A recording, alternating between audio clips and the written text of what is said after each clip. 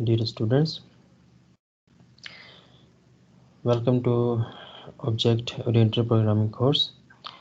आज हम लोगों ने जो इस कोर्स की रिवीजन का जो फर्स्ट मॉड्यूल है उसको देखना है।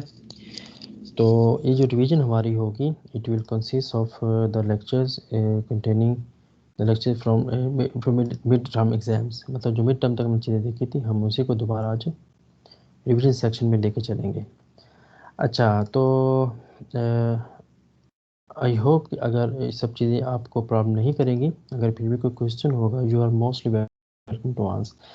अच्छा जी, तो आज का जो हमारा लेक्चर है, इस सब को मैं कम्पैक्टली कोशिश करता हूँ समराइज़ करने की। उसके बाद फिर जो हमारा इसी सेशन का, मतलब कि आज के लेक्चर का जो लास्ट हमारा सेशन होगा, उसमें मैं फिर दोबारा कोशिश करूँगा कि रिकैप करने की कि सब चीज़ें हमने क्या अभी तक अचीव की हैं। अच्छा जी, ऑब्जेक्ट ओरिएंटेड प्रिंसिपल्स, हमने सबसे पहले तो ये चीज़ देखनी है।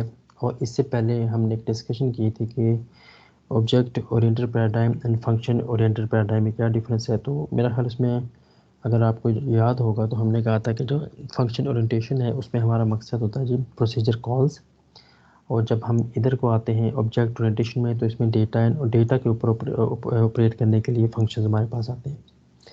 तो प्रिंसिपल्स के हवाले से 4 मेजर प्रिंसिपल्स हैं जो फॉलो किए जाते हैं। तो जो सबसे पहला प्रिंसिपल है दैट इज़ इनकैप्सुलेशन। इनकैप्सुलेशन में ये है कि हम लोग क्या करते हैं कि जो क्लास है ये एक इनकैप्सुलेशन है। कैसे इनकैप्सुलेशन है कि क्लास के अंदर हम डेटा को और इस डेटा पे ऑपरेट करने के लिए जो मेथड्स हैं, इन दोनों को हम इनकैप्सुलेट करते हैं क्लास में। और फिर हम करने की कोशिश क्या करते हैं कि बाहर से एक्सेस रोकी जाती है इस डेटा के ऊपर। तो ये हमारे पास एक कॉन्सेप्ट है कि जो भी डेटा है, जो आपके माइंड में डेटा है, दिल में डेटा है, जो आपके जो डेटा जो दुनिया से आप छुपाना चाह रहे हैं, उसको इनकैप्सुलेट कर दो और इस डेटा के ऊपर एक्सेस प्रोवाइड कर दो इन मेथड्स को। और ये मेथड्स हैं जो कि आगे से एक्सेस करेंगे। अच्छा, अब जो पब्लिक इंटरफेस होगा, जो क्लाइंट्स हैं वो कम्युनिकेट करेंगे इन मेथड्स को, मेथड्स आगे से कम्युनिकेट करेंगे डेटा के साथ। अब रिवर्स में जो डेटा है इस वक्त जो भी उसकी कंडीशन है वो मेथड को रिटर्न करेगा, जो भी इसका स्टेट है इनफैक्ट, और वो जो स्टेट है वो कन्वे कर दी जाएगी क्लाइंट को, जो भी इसको यहाँ से कॉल करेगा। तो ये हमारे पास आ गई इनकैप्सुलेशन। एब्स्ट्रैक्शन में ये है, अगर मैं इसको सिंपल वर्ड्स में बोलूँ तो वो ये है कि इररेलेवेंट डेटा, मतलब वो डेटा जो कि इररेलेवेंट है किसी ऑब्जेक्ट के बारे में, वो आप हाइड कर दें। हमने इस एग्जांपल ये ली थी इस वक्त कि आप एग्जांपल ले लें स्टूडेंट की। तो स्टूडेंट के पर्सपेक्टिव से अगर हम उसको मॉडलाइज कर रहे हैं, हम उसको मॉडल की फॉर्म में लेके आ रहे हैं एज अ स्टूडेंट, तो उसके कितने बहन भाई हैं, उसकी कितनी हाइट लेंथ है, उसका बैकग्राउंड क्या है, मतलब कि बैकग्राउंड मींस के एकेडमिक बैकग्राउंड के अलावा हमें इससे कंसर्न नहीं है। और दूसरे नंबर पे फ़िलहाल चूँकि एक मॉडल में लेके आना ना किसी को, तो आप सिंपली इसको मॉडल ये करें कि भाई एक स्टूडेंट है और जो स्टूडेंट है उसको टीच करने के लिए टीचर्स हैं, और ये दोनों के दोनों कॉन्टैक्ट करते हैं कोर्सेज़ के साथ। मतलब आप एक मॉडल की अंडरस्टैंडिंग करें, ना कि इस वक्त ये फोकस करना शुरू कर दें कोर्सेज में क्या चीज़ होगी, स्टूडेंट्स में क्या एट्रीब्यूट्स होंगे या फील्ड्स मेथड्स होंगे, टीचर में कौन से फील्ड्स मेथड होंगे, इस पे फोकस ना करो। एब्स्ट्रैक्ट लेवल पे सिर्फ ये जानने की कोशिश करो कि इस वक्त एक मॉडल कैसे क्रिएट होगा। अब आगे इसको एक्सप्लोर कर लेंगे तो बात की बात है, लेकिन एब्स्ट्रैक्ट लेवल पे मॉडल क्रिएशन के लिए आप लोगों ने मूव करना है वो एब्स्ट्रैक्शन की तरफ है। मतलब अननेसेसरी जो डेटा है उसको हाइड कर लो, ठीक है, मतलब उसको छोड़ दो, उस पर फोकस ना करो। और जो इनकैप्सुलेशन आपसे ये कहती है कि जो डेटा आपने डिसाइड कर लिया हुआ है उसको हाइड कर लो एक्सटर्नल वर्ड से। तो दोनों का पॉइंट ऑफ व्यू चेंज है। फिर आप लोगों ने देखा, हमने बात की इनहेरिटेंस की। इनहेरिटेंस में क्या था कि जो बेस क्लासेस हैं वो इनहेरिट कर लेती हैं एट्रीब्यूट्स को, मेथड्स को ड्राइव क्लासेस की फॉर्म में, जिनके बिटवीन इज़ आ या is a kind of relationship होता है। जैसे हम कहते हैं कि डॉक्टर इज़ अ पर्सन, तो पर्सन के जो फीचर्स हैं वो डायरेक्टली एक्सेसिबल होंगे टीचर को। एक्सेसिबल फ़िलहाल मैं ये नहीं, आप इस पे फोकस करें एक्सेसिबल हैं कि कैसे हैं, मतलब कि वो अचीवेबल हैं ड्राइव क्लासेस के साथ। फिर हमने पॉलीमॉर्फिज्म देखा। पॉलीमॉर्फिज्म की पावर हमने ये देखी कि अब अगर हमारे पास कोई ड्राइव क्लास है और जो बेस क्लासेस हैं, अब बेस क्लास एक ऑर्डर करना चाहती है कि भाई खुद को अपने तरीके से परफॉर्म करो, यानी कि जो अपनी फंक्शनैलिटी अपने तरीके से एग्जीक्यूट करो। हमें इंडिविजुअल जाके लोगों को ना बताना चाहे पड़े कि आप करें आप करें आप करें, ऐसा ना हो।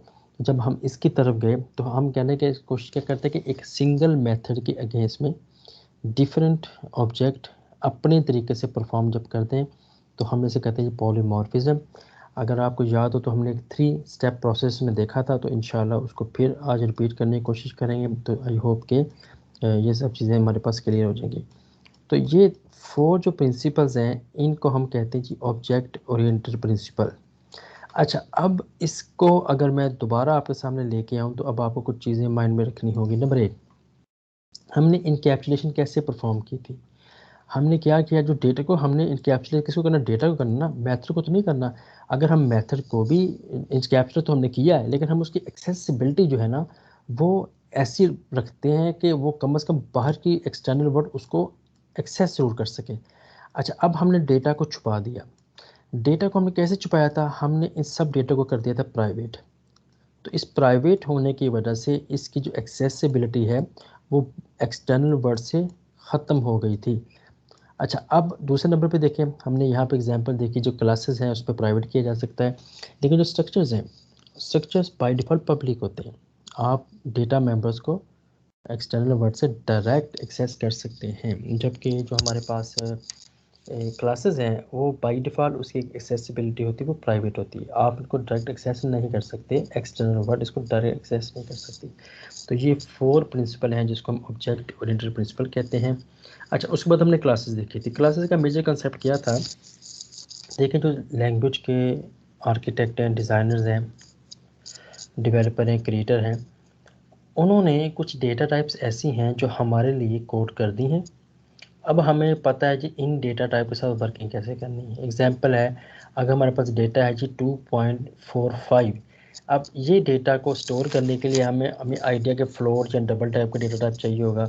इस तरह अगर मैं कहता हूँ जी आपकी एज है 3, 4, 5, 6 या वट जो भी है, हम कहते हैं इसके लिए हमें एज चाहिए, हमें इसके लिए इंटीजर चाहिए होगी, डेटा टाइप चाहिए होगा। अगर हम कहते हैं जी कि we love national textile university, अगर हमने इसको स्टोर करना है मेमोरी में, तो हमें इसके लिए स्ट्रिंग चाहिए होगी या कैरेक्टर अरे चाहिए होगी। अगर हमने आर यू मेल और फीमेल, हमने एम लेना है मेल के लिए, एफ़ लेना है फीमेल के लिए, तो हमें इसके लिए कैरेक्टर चाहिए होगा। आर यू यंगर और नॉट, हम ट्रू एंड फॉल्स लेने से हमें बुलियन चाहिए होगी। यानी ये सब के सब डेटा टाइप्स हैं जो कि हमारे डिफाइंड कर दिए गए हैं, क्रिएट कर दिए गए हैं। लेकिन अगर हमारी जो दुनिया है वो तो इस पर डिपेंड नहीं कर रही, तो अगर हमें इससे अलावा भी कोई डेटा टाइप चाहिए तो फिर, तो इसके लिए जो लैंग्वेजेस हैं वो खुद को एक्सटेंशन के लिए क्लासेस के कंसेप्ट पे जाती हैं। मतलब एक ऐसी डेटा टाइप जो ऑलरेडी एग्जिस्ट नहीं करती, आपको वो चाहिए है तो उसके लिए फिर आप खुद से वो डेटा टाइप क्रिएट कर लें। एग्जांपल है, स्टूडेंट एक डेटा टाइप के तौर पर नहीं आता, लैपटॉप की कोई डेटा टाइप नहीं है। इसी तरह से हम कहते हैं जी कोर्स, इसकी कोई डेटा टाइप नहीं है, टीचर की कोई डेटा टाइप नहीं है, मल्टीमीडिया की कोई डेटा टाइप नहीं है, स्काई की कोई डेटा टाइप नहीं है, फ्लावर की कोई डेटा टाइप नहीं है। तो इन सब को अगर मैंने मॉडल करना है एक सिस्टम के अंदर, तो अब हमें इनके डेटा टाइप्स खुद से क्रिएट करने पड़ेंगे, और ये काम करने के लिए हमारे पास जो आते हैं उसको हम कहते हैं क्लासेस। तो इसलिए हम कहते हैं क्लास को कि यूज़र डिफाइंड डेटा टाइप। ये एक ऐसी डेटा टाइप है जो यूज़र ने डिफ़ाइन की है, इससे पहले डिफ़ाइन नहीं हुई। क्रिएटर ने, लैंग्वेज के क्रिएटर ने डिफ़ाइन नहीं की, यूज़र ने क्रिएट की है, यूज़र ने डिफ़ाइन की है। चूँकि अब ये डेटा टाइप यूज़र ने डिफ़ाइन कर दी है, अब यूज़र ही रिस्पॉन्सिबल है इसके तमाम एक्शंस के लिए।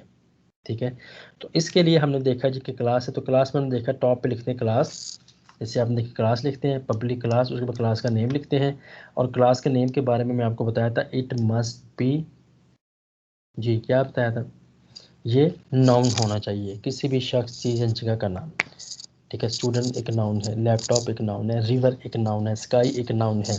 ठीक है, लेकिन अगर मैं कहूँ कि नहाना एक नाउन नहीं है, अगर मैं कहूँ पैदल चलना एक नाउन नहीं है, अगर मैं कहूँ दौड़ना एक नाउन नहीं है, सोना एक नाउन नहीं है, तो ये जो हमारे पास जो क्लास का नेम है ये हमेशा नाउन के तौर पर आएगा। आप क्लास का नाम कभी ये नहीं देखेंगे क्लास कैट नेम, ऐसा कभी भी नहीं होगा। अच्छा, तो अब हमारे पास इसमें हमें इससे 2 स्टोरी बिल्डिंग चाहिए। जो फर्स्ट स्टोरी बिल्डिंग होगी उसमें हम रखेंगे उसकी डेटा, जिसको हम फील्ड्स भी कहते हैं, जिसको हम एट्रीब्यूट्स भी कहते हैं, जिसको हम उसकी स्टेट भी कहते हैं। इसी स्टेट को चेंज करता है ऑब्जेक्ट। क्लास तो उसको स्टेट, क्लास आपको स्टेट प्रोवाइड कर देती है, लेकिन इस स्टेट में चेंजेस करने के लिए हमारे पास होते हैं ऑब्जेक्ट्स। तो ऑब्जेक्ट की बात भी आगे मूव कर जाएगी। तो इसके लिए हमें क्या क्या चाहिए, तो इसके लिए बच्चों हमें जो चीज़ चाहिए नंबर एक, तो उसमें ही डेटा टाइप, एक्सेस, मसलन पब्लिक, प्राइवेट, प्रोटेक्टेड, उसके बाद डेटा टाइप है, उसके वेरिएबल का नेम है। अच्छा, दूसरे नंबर पे आपको यहाँ पर नज़र आ रहा होगा है ये इसके मेथड्स, और मैंने आपको बताया था मेथड्स क्या करते हैं, मेथड्स ऑपरेट करते हैं इन वेरिएबल्स पे, और इन वेरिएबल्स की स्टेट रिटर्न की जाती है इन मेथड्स को। तो ये है इनके बीच में रिलेशनशिप, और जो क्लाइंट है वो कम्युनिकेट करता है इन मेथड्स के साथ।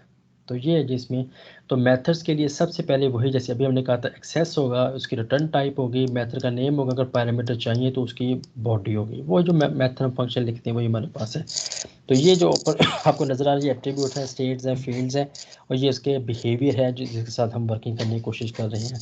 अच्छा, अब हमने जो हमारा फोकस रहा था वो पब्लिक, प्राइवेट, प्रोटेक्टेड पे था।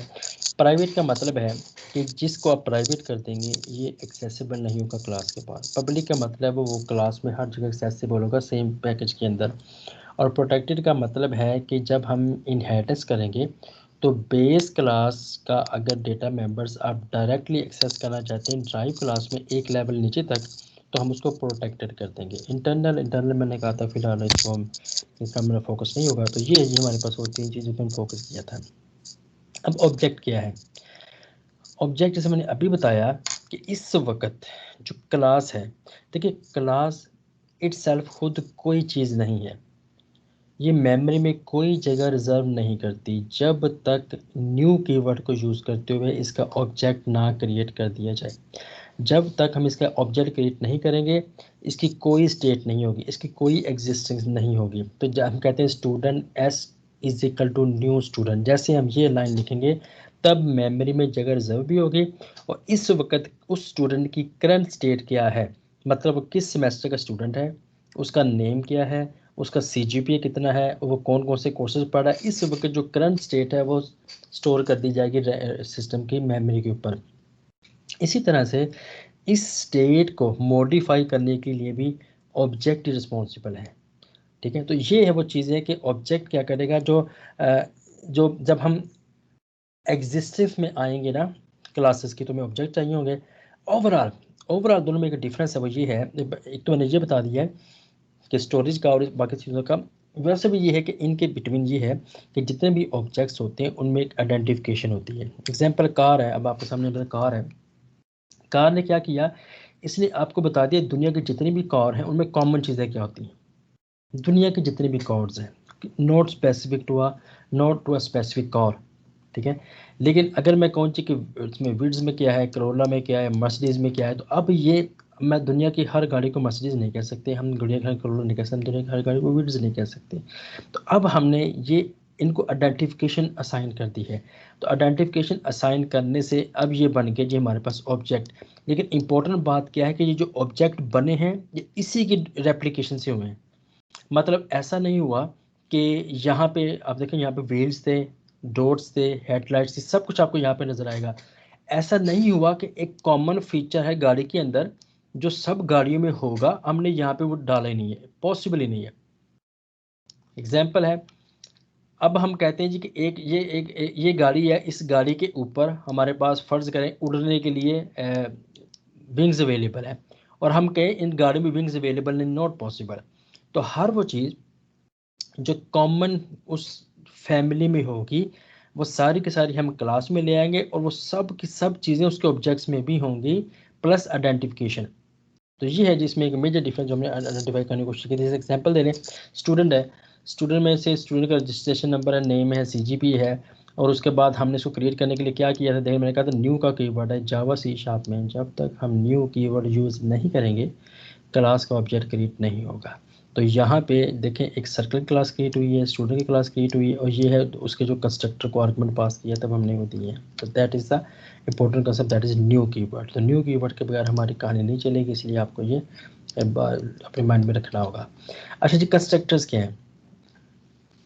ओवरऑल ऑब्जेक्ट ओरिएंटेशन के मुताबिक constructors are responsible for creating state of an class. मतलब एक क्लास है, जब वो क्रिएट होगी वो किस स्टेट में होगी।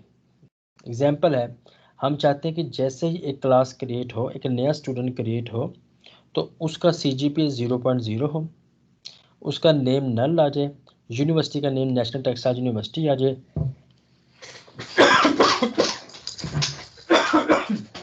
एक्सक्यूज मी, तो दैट इज द कंस्ट्रक्टर। कौन ये काम करेगा? कंस्ट्रक्टर करेगा। मतलब ऑब्जेक्ट जो है वो जिस स्टेट में भी आप चाहते हैं अपना खुद को लेके चले, वो कंस्ट्रक्टर के थ्रू होगा। मतलब कंस्ट्रक्टर रिस्पॉन्सिबल है क्रिएशन के लिए, ऑब्जेक्ट का ऑब्जेक्ट क्रिएट करने के लिए, ऑब्जेक्ट की क्रिएशन के लिए कंस्ट्रक्टर्स आर रिस्पॉन्सिबल है। क्या जी?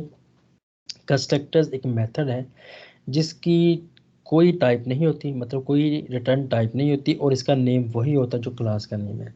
जैसे एग्जांपल है, स्टूडेंट क्लास है तो इसका जो कंस्ट्रक्टर वो भी स्टूडेंट ही होगा। ठीक है, तो अब आप यहाँ पे इसको default constructor, parameterize constructor, constructor overloading, वो सब कंसेप्ट जो हम आगे लेके चलेंगे इसी के साथ। तो इसका रूल ऑफ थंब क्या है जी?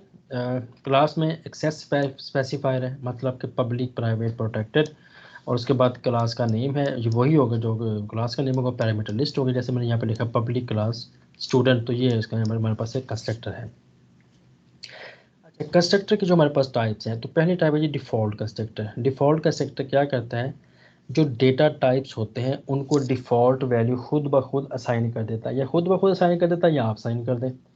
एग्जाम्पल है कि हमारे पास एक क्लास है स्टूडेंट की, तो स्टूडेंट के अंदर हमने कहा जी कि एक तो स्टूडेंट का नेम है ऑफ टाइप स्ट्रिंग, ठीक है। दूसरे नंबर पे जो स्टूडेंट है उसका CGPA है ऑफ टाइप फ्लोट, और तीसरे नंबर पे हम कहते हैं जो स्टूडेंट है उसकी एज है ऑफ टाइप इंटीजर। तो डिफ़ॉल्ट कंस्ट्रक्टर क्या करेगा, नेम को नल असाइन कर देगा क्योंकि ये ऑब्जेक्ट है, CGPA को 0.0 साइन कर देगा बाय डिफ़ॉल्ट, और एज को 0 साइन कर देगा। ये है जी डिफ़ॉल्ट वैल्यूज़, मतलब जो डेटा टाइप्स है उसके जो भी डिफ़ॉल्ट वैल्यू हैं, डिफ़ॉल्ट कंस्ट्रक्टर इनको वो असाइन कर देगा। जो पैरामीटराइज कंस्ट्रक्टर है वो क्या करेगा कि ये पैरामीटर लेगा यूज़र से, ठीक है जी। यूज़र जो भी पैरामीटर पास करेगा, मतलब हमारे पास पैरामीटर लिस्ट होगी, यहाँ पे पहले एज पे लिखा होगा जी, फ़र्ज़ करें जो भी यहाँ पे आपके पास एज का यहाँ पर नेम लिखा होगा, उसके बाद यहाँ पे लिखा होगा जी CGPA, फिर लिस्ट में लिखा होगा जी एज। तो अब ये करेंगे क्या कि जो पैरामीटर लिस्ट होगी ये इसको असाइन कर देगा ओरिजिनल वैल्यू को, मतलब जो डेटा मेंबर्स हैं। तो ये इस पर्सपेक्टिव से क्या करेगा, इस पर्सपेक्टिव से ये करेगा कि नेम को नेम साइन कर देगा, जो भी पास किया जाएगा CGPA, जो भी पास किया है CGPA को साइन कर देगा, और जो भी नेम एज की वैल्यू साइन की वो एज को साइन कर देगा। मतलब डिफ़ॉल्ट वैल्यू साइन नहीं करेगा, जो भी यूज़र वैल्यू पास करेगा या करेगी उसी के साथ उसको इनिशियलाइज कर देगा ऑब्जेक्ट को। तो इसी वजह से इसे कहते हैं पैरामीटराइज के, इसमें पैरामीटर पास किए जाते हैं। ठीक हो गया जी। इसके बाद हमारे पास आ जाता है स्टैटिक कंस्ट्रक्टर। तो ये स्टैटिक कंस्ट्रक्टर में हमने जो स्टैटिक कीवर्ड्स था इस पे फोकस किया था, तो अब इसमें हम कंस्ट्रक्टर को स्टैटिक कर देते हैं। तो स्टैटिक कंस्ट्रक्टर क्यों करते हैं, तो स्टैटिक के वक्त मैं इसको ज़्यादा डिटेल में एक्सप्लेन करता हूँ, फिलहाल इसको मैं यहाँ पे ऐसे रहने देता हूँ। फिर जी बड़ा इंपॉर्टेंट कॉन्सेप्ट है जी कॉपी कंस्ट्रक्टर। देखें जी, जब हम एक यहाँ पे मैं पैरामीटर लिखता हूँ स्टूडेंट का, मेरे पास एक क्लास है स्टूडेंट, तो मैं कहता हूँ जी student S1 is equal to new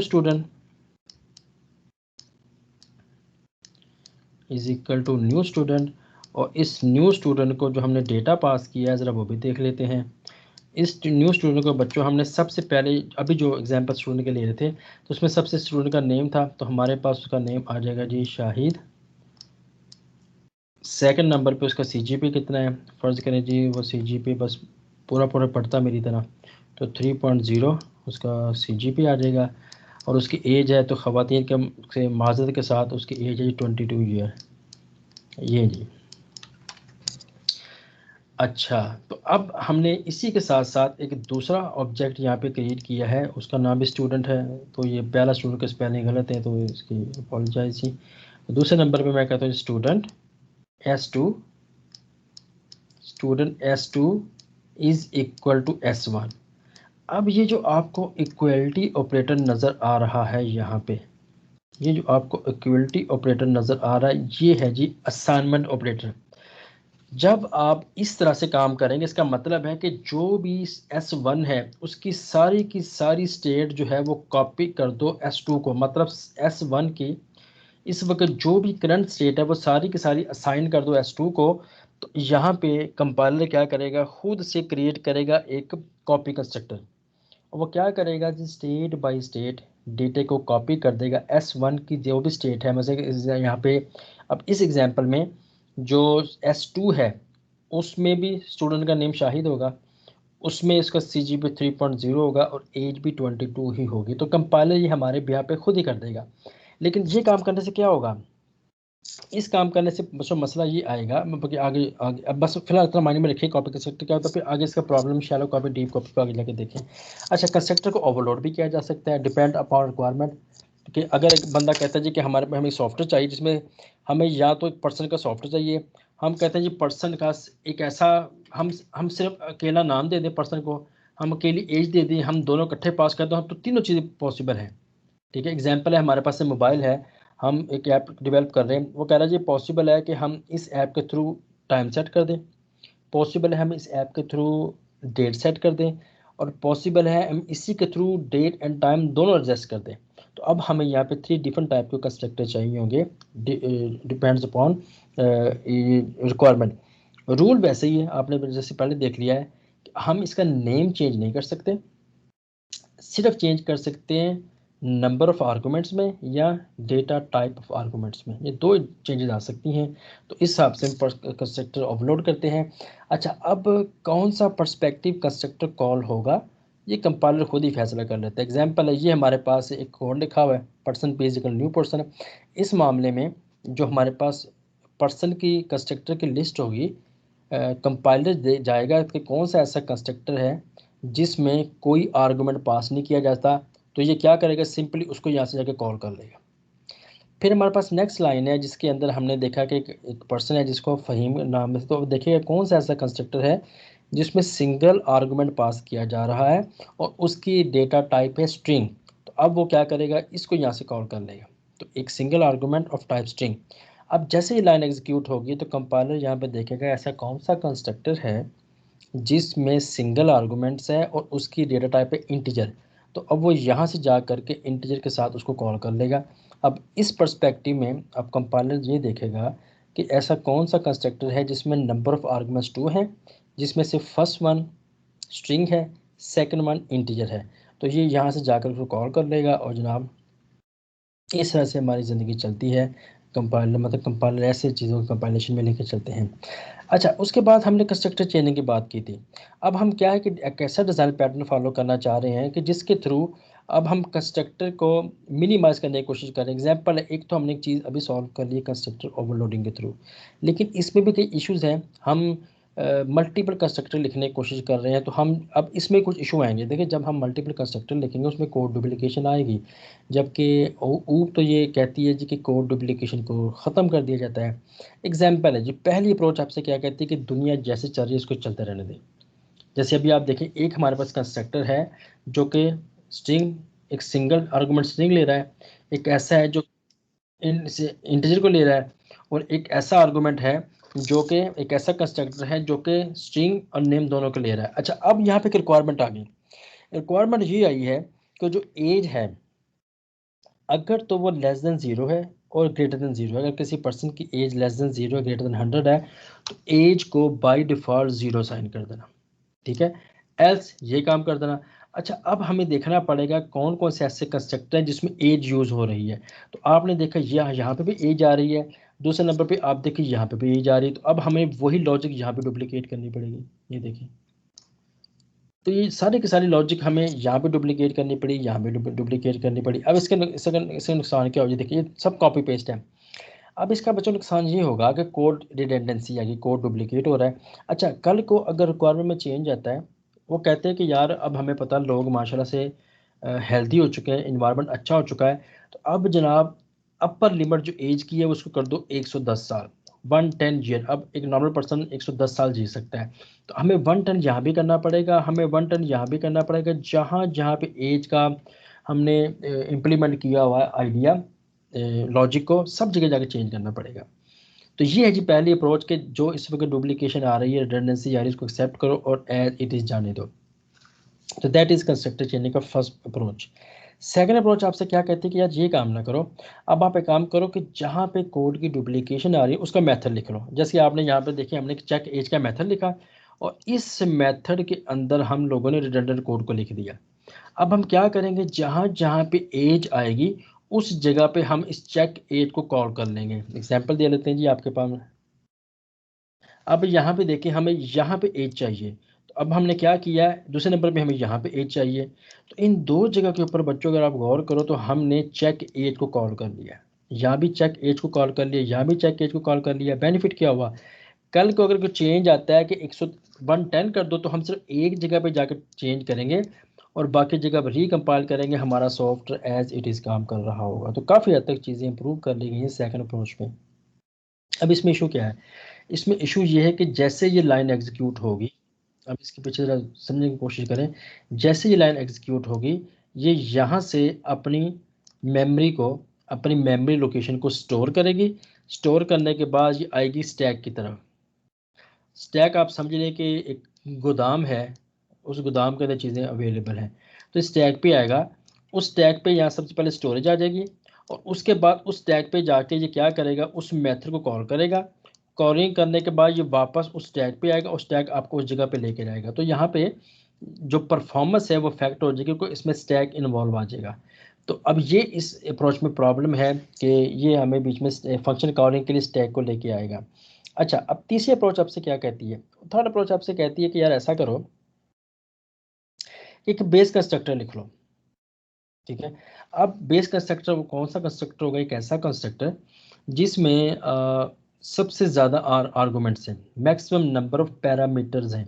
तो हमने देखा कि इस केस में हमारे पास मैक्सिमम पैरामीटर 2 ही है, एक नेम के लिए, एक एज के लिए। तो अब हमने क्या, सबसे पहले बेस कंस्ट्रक्टर लिख लिया और सारी की सारी लॉजिक इस बेस कंस्ट्रक्टर को दे दी है।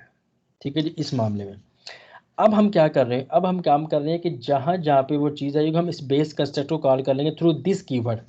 अब देखिए हमारे पास पहला जो है यहाँ पे देखें, ये एक ऐसा कंस्ट्रक्टर है जिसमें जो नेम की वैल्यू है, ठीक है, वो तो हमें चाहिए, लेकिन हमें यहाँ एज की वैल्यू नहीं चाहिए। तो अब क्या करेंगे, कॉलन दिस नेम की वैल्यू हम यहाँ से ले लेंगे और एज की जगह 0 पास कर देंगे, मतलब ये हमें नहीं चाहिए। अब दूसरे नंबर पे यहाँ पे देखें, अब हमने बेस कंस्ट्रक्टर कॉल किया दिस। अब दिस के थ्रू अब हमें यहाँ पे एज तो चाहिए, लेकिन अब हमें यहाँ पे नेम नहीं चाहिए। तो अब हमने क्या किया, नेम की जगह पे नल स्ट्रिंग पास कर दी है। तो इस तरह से डुप्लीकेशन मूव हो गई है। लेकिन अब यहाँ पे भी पैरामीटर इनिशियलाइजर लिस्ट में मसला आ जाएगा। पैरामीटर इनिशियलाइजर लिस्ट क्या होती है, चूंकि हमने सी प्लस प्लस को डिटेल में नहीं देखा, तो फिलहाल मैं इसको, ये एक अप्रोच, अभी तक जितनी अप्रोच है सबसे बेहतर ये अप्रोच है। एंड फोर्थ वन क्या है, फोर्थ वन अप्रोच आपसे ये कहती है, अब इस मामले में क्या होगा देखें। अब देखें, अब जैसे ही आपने, अब यहाँ पे क्या होगा, जैसे ही जो पहला वाला कंस्ट्रक्टर कॉल होगा, तो ये क्या करेगा, नेम को तो उसकी वैल्यू साइन कर देगा, एज को 0 साइन कर देगा। ठीक है, प्लीज़ गिव मी 2 मिनट, मैं बात करता हूँ ये आपसे।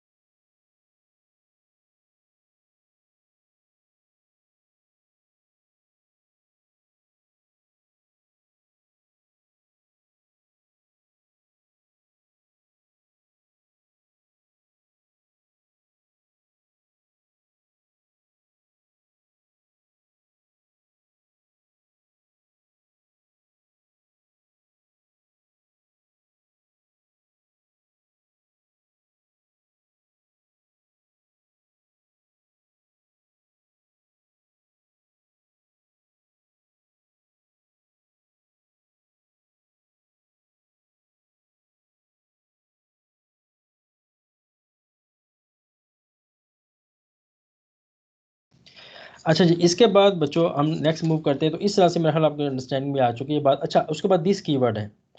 अच्छा, फोर्थ अप्रोच, सॉरी भूल गए, फोर्थ अप्रोच में क्या है कि आप एक ही कंस्ट्रक्टर लिखें और उसी कंस्ट्रक्टर को डिफ़ॉल्ट वैल्यू साइन कर दें। अल्लाह ला खैर सलाह। अब हमने यहाँ पे क्या किया, लेकिन ये left to right, right to left पर प्रॉब्लम को फेस करेगा। मतलब इसकी डिफ़ॉल्ट वैल्यू, इसकी डिफ़ॉल्ट वैल्यू, अब ये इस मामले में सिंगल कंस्ट्रक्टर सबको अकोमोडेट कर देगा। लेकिन अब आपने देखना है कि क्या ये left to right rule follow करता है या राइट टू लेफ्ट, मतलब लेफ्ट राइट टू लेफ्ट को फॉलो करता है। मतलब आर्गूमेंट दे के देखें। एग्जाम्पल है, पहले इसको खाली छोड़ दें, ये लिख दें, या फिर इसको खाली छोड़ दें, ये लिख दें। तो फिर देखिएगा कि कंपाइलर सब माइंड करते कि नहीं करते। ये इसमें का ओकेशन नजर आएगा। अच्छा जी, दिस कीवर्ड क्या है बच्चों? दिस कीवर्ड जो है ना, ये एम्बिग्विटी को रिजॉल्व करता है। एम्बिग्विटी क्या आ जाती है कि अगर फ़र्ज़ करें आपने एक पैरामीटर पास किया है किसी फंक्शन को, किसी मेथड को, वो और जो ओरिजिनल डेटा मेंबर है दोनों सेम हो जाए। एग्जाम्पल है स्टूडेंट का नेम, डेटा फील्ड में भी उसका नाम है स्ट्रिंग नेम, आपने जो उसको पैरामीटर लिस्ट में पास किया वो भी है स्ट्रिंग नेम।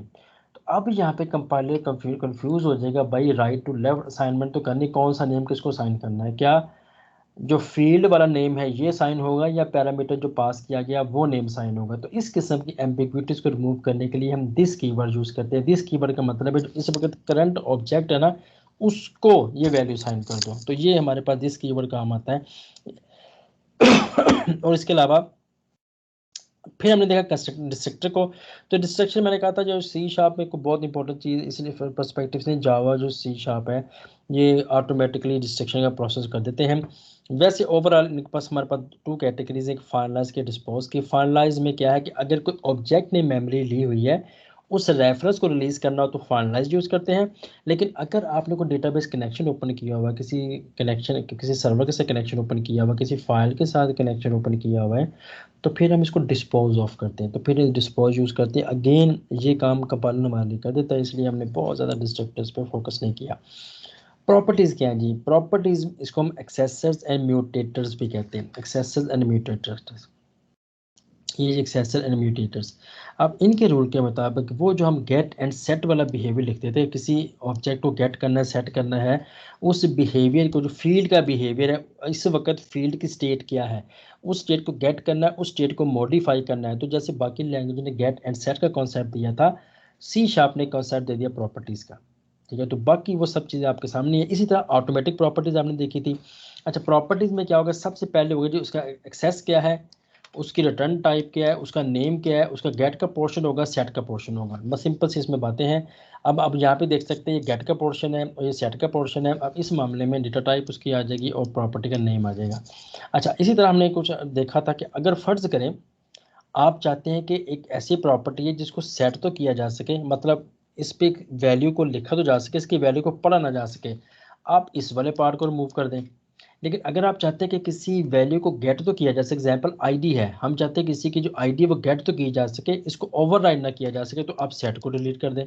सिंपल है, बस इसमें कोई बहुत ऐसी खतरनाक बात है। इसके read only and write only properties. Okay जी, ऑटोमेटिक प्रॉपर्टीज में आपने देखा कि हम सिंपली क्या कहते हैं कि पब्लिक रिटर्न टाइप प्रॉपर्टी का नेम, ये एज अ फील्ड भी काम आ जाती है, एज अ प्रॉपर्टी भी काम आ जाती है। जैसे यहाँ पर लिखा public string name, these are automatic properties. It's up to you कि आप इसको कैसे फॉलो करना चाहते हैं। अच्छा, ये कॉपी कंस्ट्रक्ट की अभी मैंने एग्जांपल दी थी। अब हुआ क्या, देखिए हुआ ये कि आपके पास एक स्टूडेंट ऑब्जेक्ट क्रिएट हुआ और किसी ने मेमोरी में फर्ज कर यहाँ पे आ गया STD1 और यहाँ पे लिखा रजिस्ट्रेशन नंबर जो जो हमने डेटा उसको पास किया था। फिर हमने कहा STD2, अच्छा उसके बाद STD2 यहाँ पे आ गया, उसके बाद हमने कहा STD1 एंड 2। अब हमने एक STD3 जो क्रिएट किया ना बच्चों, उसको हमने रेफर किया है इसके साथ, इसके साथ। तो अब यहाँ पे क्या होगा कि एक ऑब्जेक्ट क्रिएट हुआ, तो अब यहाँ पे STD क्रिएट हुआ, लेकिन वो STD3 है वो रेफर किसको कर रहा है, STD1 को। अब इसका मतलब है इन दोनों में से किसी में स्टेट में चेंज आएगा वो दूसरे की स्टेट को अफेक्ट करेगा। तो ये है जी। अब यहाँ पे जो प्रॉब्लम आता है, तो इस चीज़ अगर फर्ज करें मैं STD1 को डिलीट कर दूंगा तो STD3 किसको रेफर कर रहा है, तो इस चीज़ को हम कहते हैं शैलो कॉपी। शैलो कॉपी में क्या होगा, ये जो मैंने बताया था कि जो ऑपरेटर, जो कंपाइलर है, जो इक्वल टू असाइनमेंट यूज़ करता है जब बाय डिफ़ॉल्ट, वो शैलो कॉपी का काम करता है। मतलब वो रेफरेंस कॉपी करता है बजाय के रेफर उसके डेटा को कॉपी करता है। अब इसका इलाज क्या है, डीप कॉपी। डीप कॉपी में हम bit by bit, bit wise हम इसमें कॉपी करते हैं, डेटा बाय डेटा कॉपी करते हैं। अब उसमें क्या होगा, कंस्ट्रक्टर लिखेंगे, उस कंस्ट्रक्टर को उसी टाइप का आर्गुमेंट पास करेंगे, जैसे यहाँ पे स्टूडेंट है। अब हम कह रहे हैं कि अब इसका रूल क्या होगा, तो गौर से सुनने की कोशिश कीजिएगा। पहले में हम कहेंगे जो स्टूडेंट है इसका जो रजिस्ट्रेशन नंबर है तुम असाइन कर दो रजिस्ट्रेशन नंबर को। फिर मैं कह रहा हूँ जो स्टूडेंट रजिस्ट्रेशन नंबर, इसका जो नेम है वो तो नेम को साइन कर दो, और इसका जो सीजीपी है वो सीजीपी को साइन कर दो। तो ये है जी वो काम। अब हम क्या करने की कोशिश कर रहे हैं, data wise by data wise copy करने की कोशिश कर रहे हैं, बल्कि कोशिश क्या करें, कर रहे हैं। तो ये जो कंसेप्ट है दैट इज डीप कॉपी। अब हम होगा क्या, जैसे लास्ट में हमने देखा था, अगर हम किसी एक स्टेट में चेंज करेंगे बाकी स्टेट इफेक्ट नहीं होंगे, मतलब ये दोनों इंडिपेंडेंटली इंडिविजुअल लेवल पे अलग अलग से मेमोरी लोकेशन पे अवेलेबल है। स्टैटिक कीवर्ड हमने अभी एग्जांपल दी थी। अच्छा जी, हम किस किस को स्टैटिक कर सकते हैं, हम क्लास को स्टैटिक कर सकते हैं, हम मेथड को स्टैटिक कर सकते हैं, हम प्रॉपर्टीज को स्टैटिक कर सकते हैं, हम मेथड को स्टैटिक कर सकते हैं, हम कंस्ट्रक्टर को स्टैटिक कर सकते हैं। Very simple.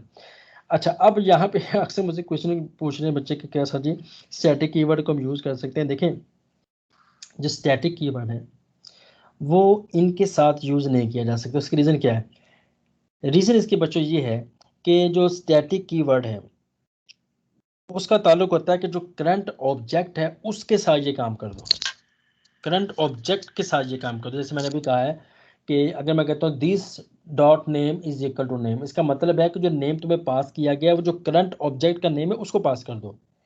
जबकि जो स्टैटिक कीवर्ड है इसका ताल्लुक क्लास के साथ होता है, क्लास के ऑब्जेक्ट के साथ नहीं होता। मतलब मैं लिख दूंगा student S is equal to new student, लेकिन इस मामले में स्टैटिक के मामले में जो आप स्टूडेंट है, जो भी स्टूडेंट क्लास है, तो जितने भी उसके इंस्टेंस हैं उसका मतलब आप सिंपल वर्ड में कहें, जो स्टैटिक कीवर्ड है ये एसोसिएट होता है क्लास के साथ, ना कि ऑब्जेक्ट के साथ। चूंकि इसका रिलेशनशिप ऑब्जेक्ट के साथ नहीं है, जबकि दिस कीवर्ड क्या करता है, वो ऑब्जेक्ट को रेफर करता है। तो जबकि जबकि स्टैटिक का ताल्लुक ही नहीं है किसी ऑब्जेक्ट के साथ, तो लाजम स्टैटिक कीवर्ड यूज, हम दिस कीवर्ड यूज नहीं कर सकते स्टैटिक के साथ। सादा सा इसमें एक रूल है, अगर हम अंडरस्टैंड करें। क्लास में रिलेशनशिप इनहेरिटेंस है, एसोसिएशन, एग्रीगेशन, कंपोजिशन है। इनहेरिटेंस आपको बता चुके हैं, is a kind of reusability है, इज अ काइंड ऑफ है।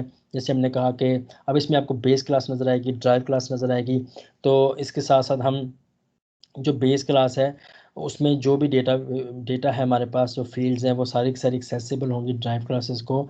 रीयूजेबिलिटी का जो कॉन्सेप्ट है वो हमने यहाँ पे देखा है। अच्छा, यहाँ पे देखिए बेस क्लास है और ये है जिसका सिंपल जिसके थ्रू हम ड्राइव क्लास में जाते हैं। और जब हम इस कोड करते हैं तो हम पहले लिखते हैं बेस क्लास, ड्राइव क्लास का नेम, फिर कॉलन, फिर बेस क्लास का नेम। ठीक है, तो इस तरह से हमारी ज़िंदगी चलती है। और रूल ऑफ थंब क्या है कि is a kind of, example है teacher is a person, doctor is a person. ठीक है, या इज अ पर्सन या is a kind of person. और आसानी के साथ हम कहते हैं base class is a kind of, drive class is a kind of base class, but not vice versa.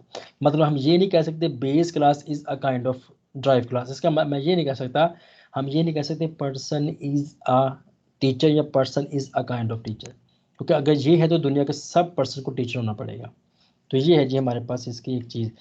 Inheritance के हमने टाइप्स देखी हैं, उसमें सबसे पहले एक सिंगल इनहेरिटेंस है, उसमें हमारे पास सिंगल ही बेस क्लास है, सिंगल इसमें ड्राइव क्लास है, तो इसको हम कहते हैं जी सिंगल। हायरार्की में आपको नज़र आएगा कि उसमें एक ए से ड्राइव हुआ बी, बी से ड्राइव हुआ सी।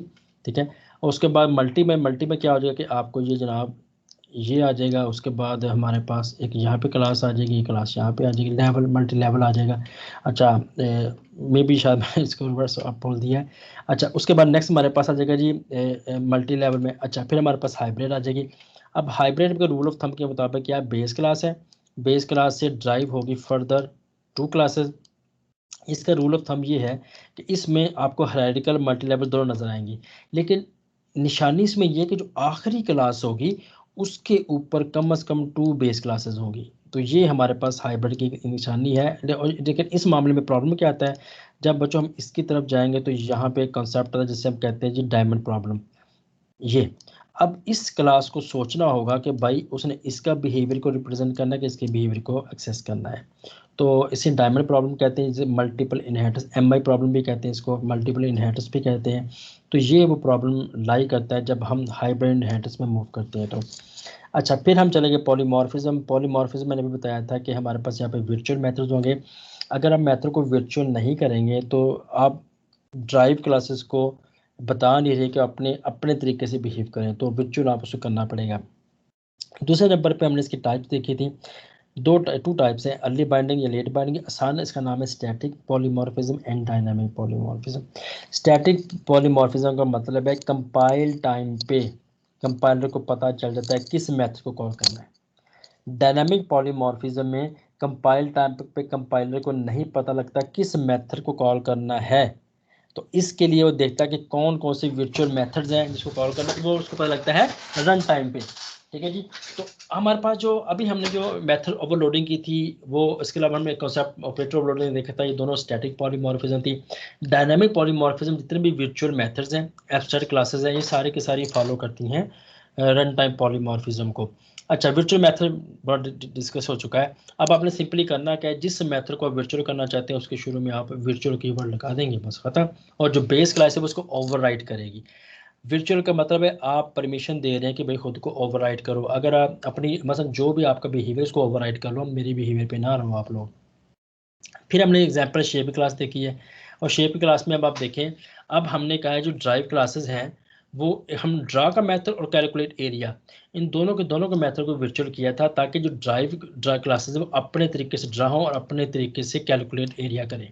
तो इसलिए हमने इसको यहाँ पे ओवरराइड का वर्ड यूज़ किया है। फिर हमारे पास यहाँ भी सेम ही है। अच्छा, उसके बाद स्टेप नंबर 1 इसमें क्या है, देखो बच्चों, जब आप लोगों ने इसका ऑब्जेक्ट क्रिएट करना है तो उसमें क्या होगा, अब हमें यहाँ पे 3 चीज़ें चाहिए। नंबर 1 जो बेस क्लास है, स्टेप नंबर 1 जो बेस क्लास है, जैसे हमारे मामले में यहाँ पे बेस क्लास है जी शेप, तो जो बेस क्लास है उसकी हमें अरे चाहिए। नंबर 1 बेस क्लास की आप यहाँ पर अरे चाहिए। दूसरे नंबर पे आपको यहाँ पे क्या चाहिए कि बेस क्लास के थ्रू आपने सिंपली क्या करना है कि डेफिनेटली अरे उस हिसाब से होगा, तो जो भी उसकी अरे होगी, फिर आप क्या करें, उस अरे के अंदर index bye index drive classes का ऑब्जेक्ट कॉल करें, क्रिएट करें इनफैक्ट। और थर्ड नंबर पे आप क्या करें कि एक फॉर लूप एग्जीक्यूट करें, एक कोई भी लूप लेने, फॉर ई जो भी आपका दिल करता है, एक लूप एग्जीक्यूट करें, और आपने इस अरे के अंदर आपने उस इंडेक्स के ऊपर जाके उसका मेथड कॉल कर लें, जैसे यहाँ पे कर रहे हैं कॉल। अब आप देखें, हमने इसको बेस क्लास का ये पास किया है और उसके साथ हमने क्या किया, हर इंडेक्स पे उसको ड्रॉ को कॉल कर लिया है। और अब आप कह रहे होंगे मैंने एक और स्टेप भी बताया था सेकंड किस में आपने ऑब्जेक्ट क्रिएट भी करना, तो वो तो क्रिएट नहीं किया, तो क्रिएट हमने अब गौर कर यहाँ पे कर लिया है। अब आप देखें स्टेप नंबर 1 बेस क्लास का, हमने अरे क्रिएट की है, हर इंडेक्स के ऊपर हमने ड्राइव क्लासेस के ऑब्जेक्ट क्रिएट कर लिए, और तीसरे नंबर पे उस पर आइट्रेशन कर दी है। तो ये थ्री प्रोसेस आपको स्टेप आपको नजर आ रहे हैं, पहला स्टेप ये है, दूसरा स्टेप ये है। इस तरह से इन 3 स्टेप प्रोसेस के साथ आप पॉलीमॉर्फिज्म को यहाँ पे कॉल कर सकते हैं। एब्स्ट्रैक्ट क्लासेस क्या है, एब्स्ट्रैक्ट क्लासेस आर हम ये कहते हैं कि जब हम चाहते हैं कि एब्स्ट्रैक्ट कॉन्सेप्ट है, मतलब जो ड्राइव क्लासेस हैं वो लाजमी तौर पर ये बिहेवियर को लें और अपने तरीके से लें। जब हम इन्फोर्समेंट की तरफ जाएंगे तो हम एब्स्ट्रैक्ट क्लासेस यूज़ करेंगे। आप एब्स्ट्रैक्ट क्लास को क्रिएट नहीं कर सकते। जैसे अभी मैंने यहाँ पे लिखा ना शेप, अगर मैं इसको एब्स्ट्रैक्ट कर दूंगा तो बेसिकली यहाँ पे शेप का ऑब्जेक्ट क्रिएट नहीं हुआ, एक अरे है, ऑब्जेक्ट नहीं है। अच्छा, और अब एग्जाम्पल है, अब जिसको ऑब्जेक्ट को आपने जिस क्लास को आपने ऑब्जेक्ट करना होता है एब्स्ट्रैक्ट, उसको हम इटैलिक कर देते हैं, जैसे आप यहाँ पे देख सकते हैं शेप क्लास में इटैलिक है।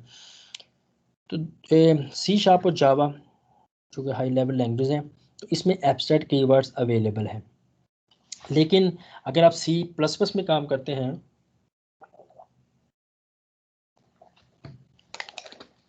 तो वहाँ पे कोई ऐसा अवेलेबल नहीं होता। ठीक है, तो उस पर्सपेक्टिव से क्या होगा, हम वहाँ पे लिखते हैं प्योर वर्चुअल मेथड। उसमें क्या होगा, मेथड के सिग्नेचर के आगे आप लगाते हैं =0, इस तरह से वो बन जाता है प्योर वर्चुअल मेथड। तो ये जी हमारे पास जो सारी की सारी चीज़ें जो हमने यहाँ पे करने की कोशिश करनी है। ठीक हो गया जी। ओके जी, अब इसके बाद हम नेक्स्ट मूव करते हैं, जो नेक्स्ट हमारा टारगेट है। अब आप देख लें, अच्छा एब्स्ट्रैक्ट क्लास के अंदर कोई एक मेथड लाजमी एब्स्ट्रैक्ट होगा, और सारे भी हो सकते हैं, लेकिन एक लाजमी होगा, तो उसको आपने क्या करना है, एब्स्ट्रैक्ट कीवर्ड लगाना है और इसकी आपने इम्प्लीमेंटेशन नहीं देनी, मतलब ये कर्ली ब्रेसेस वहाँ पे यूज़ नहीं करने। ये हमारे पास है। ओके जी, अब हमारे पास इंटरफेसेस था। तो इंटरफेसेस में आपने क्या करना है, वो भी ये है कि इंटरफेस को क्रिएट नहीं किया जा सकता, लेकिन इंटरफेस का इसमें डिफरेंस क्या है, मैं यहाँ पे लगाना भूल गया इंटरफेस।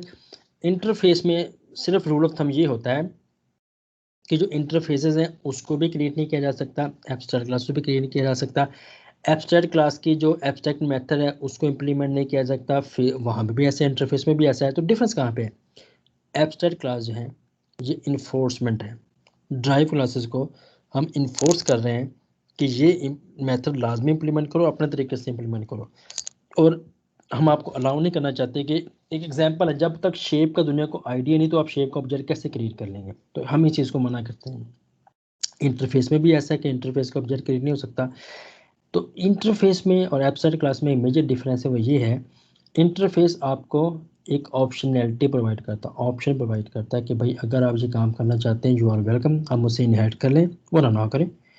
जबकि जो बेस क्लास ड्राइव जो एब्स्ट्रैक्ट है वो कहता है भाई आपको तो करना होगा, जो मर्ज़ी हो जाए, ऑप्शन कोई नहीं इसमें। तो ये है जी दोनों में से मेजर डिफरेंस इस पर्सपेक्टिव से। तो अगर मैं इस कोर्स को समरी करूँ, अब आप देखें हमने जो ऊप को लिखा, सबसे पहले ऊप के प्रिंसिपल को देखा था। अब मैं उम्मीद करता हूँ कि आपको समझ आ गई इनकैप्सुलेशन क्या है, एब्स्ट्रैक्शन क्या है, इनहेरिटेंस क्या है, पॉलीमॉर्फिज्म क्या है। फिर हमने क्लासेस की तरफ गए, क्लासेस में हमने फील्ड्स एंड मेथड को देखा, प्रॉपर्टीज़ को देखा, कंस्ट्रक्टर को देखा। कंस्ट्रक्टर के पर्सपेक्टिव से हमने default constructor, parameterize constructor, copy constructor, static constructor को देखा। स्टैटिक कंस्ट्रक्टर मैंने डिटेल में नहीं बताया, मैंने कहा हर चीज़ को स्टैटिक किया जा सकता है, तो वो बस आपको उसकी अंडरस्टैंडिंग हो गई क्या है। अच्छा, उसके बाद हमने देखा कि जो रिलेशनशिप है, इनहेरिटेंस है, ये है, ये सब के सब हमारे पास है। उसमें से अगर आप देखें ये हमारा इस वक्त ये वाला पोर्शन ये मेट से पहले का नहीं है, बाकी हैं। तो इनहेरिटेंस की टाइप देखी है, उसमें सिंगल है, मल्टी लेवल है, हायरार्किकल है, मल्टीपल है, और पॉलीमॉर्फिज्म की टाइप्स हमने देखी हैं, स्टैटिक एंड डायनामिक है। उसके बाद हमने इसी के पर्सपेक्टिव से एब्स्ट्रैक्ट क्लासेस को भी डिस्कस किया, इसी के पर्सपेक्टिव से हमने इंटरफेसेस को भी डिस्कस किया। तो ये था जी हमारा अभी तक का कंप्लीट रिवीजन।